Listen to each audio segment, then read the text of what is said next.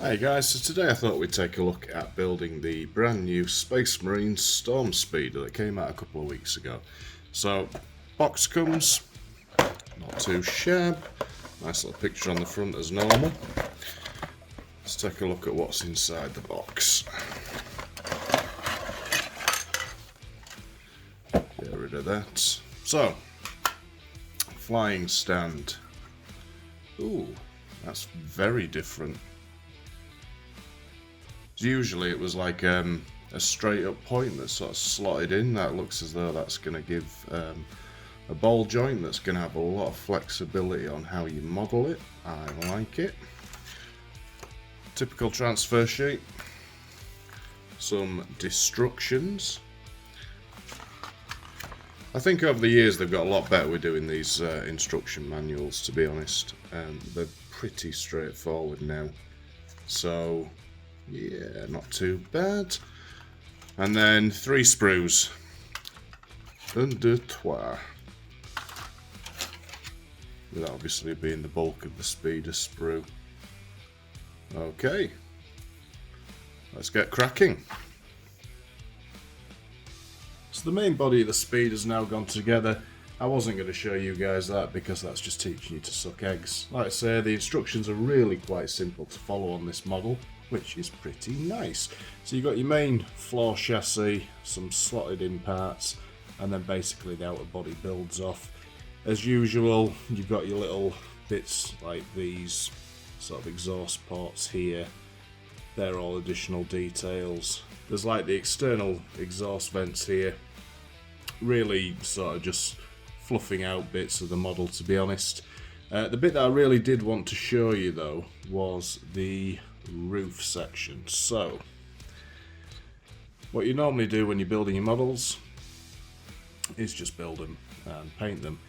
Not if you're using obviously single miniatures, but for models of this kind of size you never normally have to keep them piecemeal to paint. This one you do. So what I've done is I've left the pilots out. I'll build the pilots, but they do slot in really nice and easily because what they've done, you see the grooves on the seats, and also here at the front where the hands would go. So there's a sticky out bit on this set, and there's a dimple on this set. So basically the guys will only fit in one of these configurations, which is really nice. I don't have to guess, I don't have to really worry too much about the instructions. I can see exactly where the guys want to be. However, I don't want them in there if I'm going to paint it, because I want to paint the guys separate and then slot them in. Now that would be a bit of a pain if you put the roof section on first, getting the guys out. That's not going to happen. So what I would suggest, the roof section is quite easy. So it comes in one piece at the base, and then basically you have a piece that goes on the side here, a piece that goes on the side here, and these sort of harness parts that come over the top. Now these can be glued in really easily, and as you can see here, this with a little bit of jiggle just slots on fine.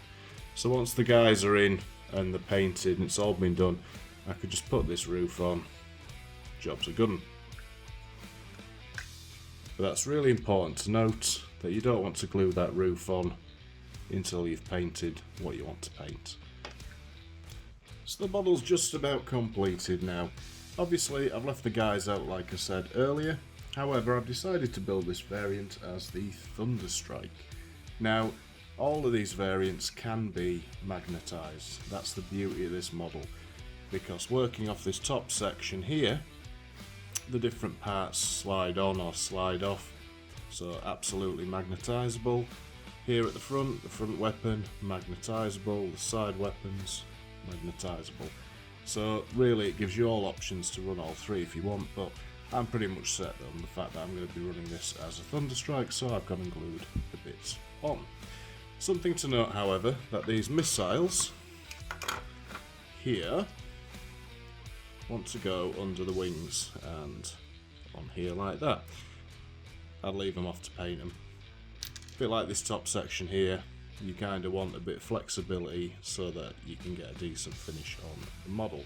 But pretty much, guys, in a nutshell, that is it. Overall, I've been very impressed with this model. It looks really nice and it's a lovely upgrade on the old land speeders. Few little things to note though, that when I was putting this together, I found the mould lines on this model to be horrendous. So I think it's because there's a lot of angles on the model. And when the sort of parts come off the sprues, they're all at weird odd angles. So there was a lot of mould line clearing up to do on this model.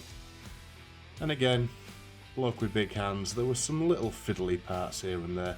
But on the whole, not too bad at all. I think Games Workshop have done a really nice job with this, and I don't think that if you buy it, you'll be disappointed. At least aesthetically anyway. I can't promise you good dice rolls, I'm not a god.